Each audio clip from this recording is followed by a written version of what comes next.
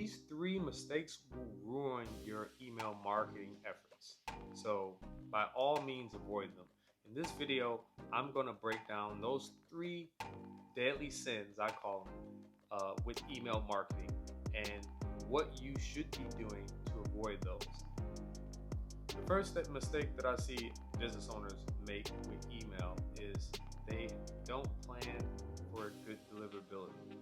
Now, what do I mean by that?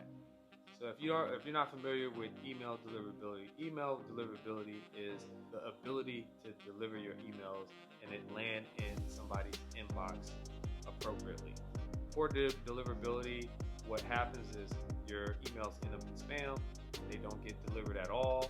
These are all things that I've seen with companies that have poor planning around deliverability. So how do you tackle that? What are the ways that you can improve your email deliverability or plan for good email deliverability from the start? I say the most important thing, if you are buying a new domain from scratch, you need to start off small. You shouldn't be emailing hundreds or thousands of people in the first day or the first week when you launch a new domain. And the reason why is most of these systems out here, G Suite, Outlook, Yahoo, they have filters, and their number one goal is to protect their users from spammers, from people who want to cause harm and steal, all these things. So that's their top priority. With that being said, they have their own system and framework for how they filter that out. And one of the things that is fishy, regardless of what platform somebody's using, is a new domain that starts from scratch and they go from 0 to 1,000. They go from 0 to a full scale of outreach. G Suite, Yahoo, all these different email client tools see that as a risk because that's what spammers tend to do. They buy domains, they try to blast a bunch of emails out to people to see if they can catch a few victims, and then they move on. They may get rid of that domain. So you don't want to come across looking like that to any potential contacts that you want to email. So your first priority is to start slow. If you have a list of 10,000 contacts, you can't email all those contacts in one push from scratch. You should break it down. I'd start as small as the first day when you launch your domain, send out 50 emails. Wait a day or so and then double it, and slowly double it over the course of 30 days and allow your domain time to warm up and get up to speed. What that does is it shows that you're naturally progressing email domain.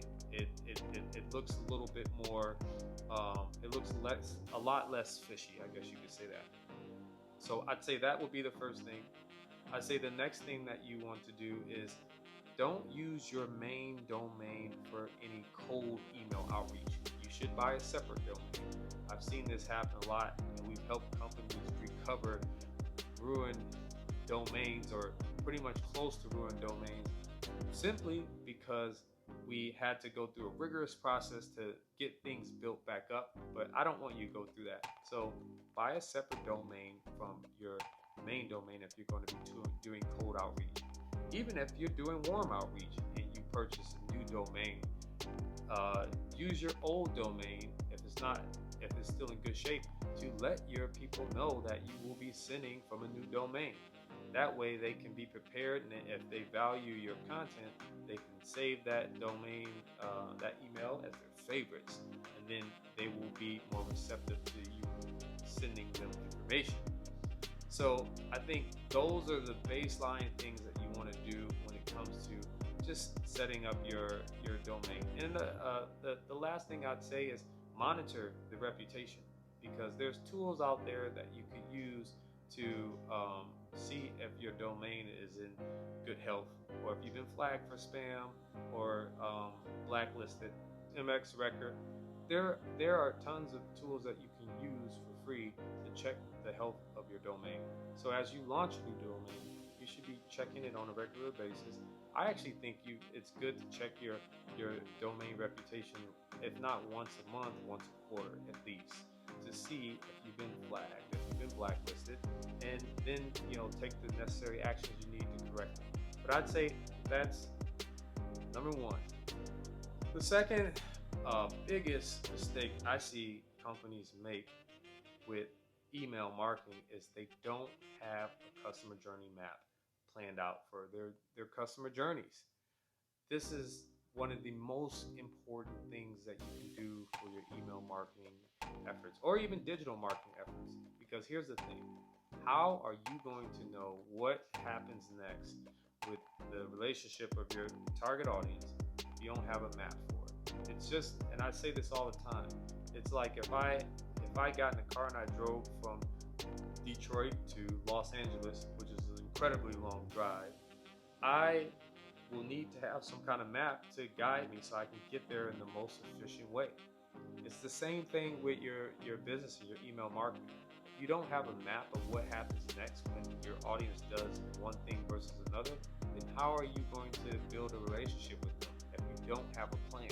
So your customer journey map is like the highway roads to get from one place to another. You have to have it, or else you fall victim to putting together random emails that really come across disconnected, and you can't build a brand from that. I think that's one of the most important things that you can do for your business is have a customer journey map. Companies that do use customer journey map have seen over 40% of growth in year over year revenue.